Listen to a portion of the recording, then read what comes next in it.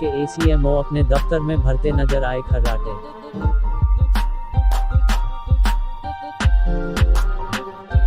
कानपुर देहात में जनपद के सीएमओ ऑफिस के एसीएमओ कुलदीप तोमर अपने दफ्तर में कुछ इस तरह से काम करते नजर आए हैं, जहां उनके कार्यालय के दरवाजे पर मास्क लगाकर ही प्रवेश करें और धूम्रपान निषेध की अपील छपी हुई लगी है, लेकिन साहब खुद ही मास्क लगाए नहीं दिखे और कुर्सी पर बैठकर खर्राटे भरते नजर आए हैं।